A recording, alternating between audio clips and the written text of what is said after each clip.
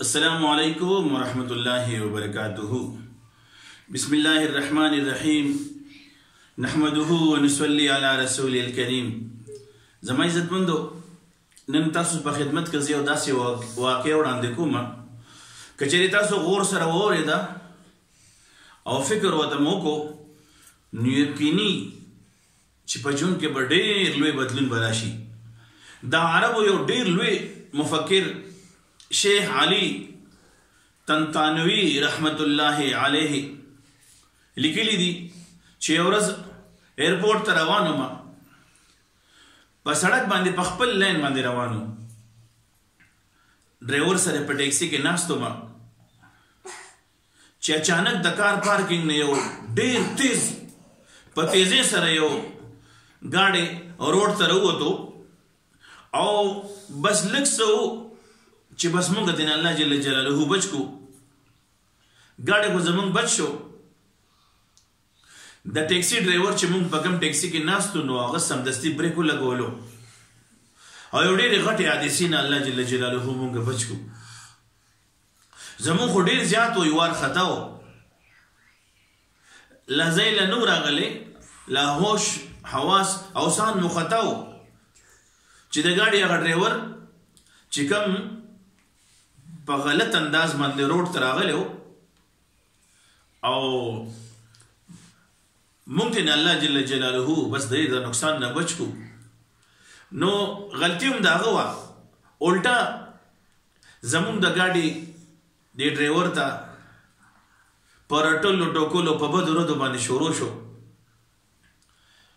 چې څه وله په خوله ورتله سپکې بدې ردې وویلې او زمونږ چې کوم د ټیکسي دا ډرایور و ده ولې بالکل جواب ورنکو، ورته مسکی شو او خپل ګاډی روان کو. ما چې دا حالات ولیدو د دې ډرایور د عمل او دا حالات مې وکتل نو حیران شم او تپوس مې دې نه وکړو چې غلطي هم د هغه وه او داسې غلطي چې الله جل جلاله مونږ د ډېرې د غټې حادثې نه مونږ بچ کو. نو او معافي هم ترې نه ته غواړې، غلطي د هغه وه معافي ترې نه تا غوسته، دې کې څه حکمت و؟ د ټیکسي ډرایور یو عجیبه جواب راله راکړو او زما لپاره ډېر د سبق ذریعه وه ده. هغه وایي چې دا بعضې خلک د کچرې دپاره کله چې دا کچره وي، دا ګند وي، ګند بلا وي، خزلې وي،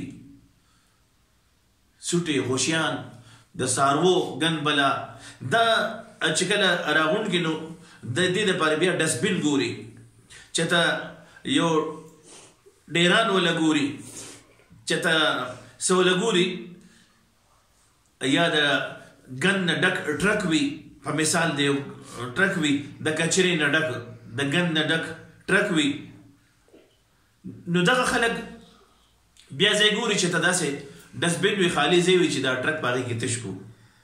دا بعضې خلک د دغه ګند نه ډک ټرک په مثال وي. دغه خلک د غصې، د مایوسۍ، د ناکامۍ او د نورو ډېرو مسلو نه ډک پک وي. عاجزان څه وکړي او دوی ګوري دا خپله ګندګي، دا خپل غلاظت، دا کوم چې په دې کې راجمع شوی دی د تاو د غصې د پریشانۍ نه ډک، چې چېرته داسې ځای وګوري، خالي ځای وګوري چې دا خپل زړه په هغې کې تش کړي، دا خپل زړه په هغې سپک کړي. نو ما ته وایي صاحبه محترمه، مونږ ډسبین یا کوړهدان خو نه یو چې دا خلک دې راځي او مونږ د خپل ګندونه تش کړي. مونږ انسانان یو، که چېرې داسې قسمه انسان سره د کله هم وي واسطه راشي نو د سره په مخ مه لګه، بلکل اډو پروا پې مه کوه. د ده مثال خو د سپي وي او که چېرې د سپي غپ وي نو ته به څه کې د هغه د غپ غپ سره به ته څه کې په جواب کې به ورته ته غپ غپ کې؟ نه نه نه، داسې نه ده. ښه ښکلې ورته مسکی شو او په مخه ته نه تیریږه، او دغه انسان د هدایت دپاره دعا کوه.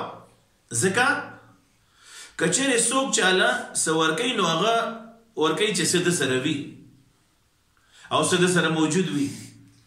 که چیرې سړی عزت والی دی نو تاله به عزت درکوي، خو که چیرې یو سړی په خپله بې عزته دی نو دا خوار به تاله څه درکي. بغیر د بې عزتۍ له تاله هېڅ نشي درکولی. او زموږ مذهب اسلام دی چې زموږ خوږ پیغمبر صلی الله علیه وسلم څومره ورسره بد شوي دي، سختې پې تېرې شوي دي او خلکو ته بد رد ویلی دي، ډېر په تکلیفونو کې ژوند و.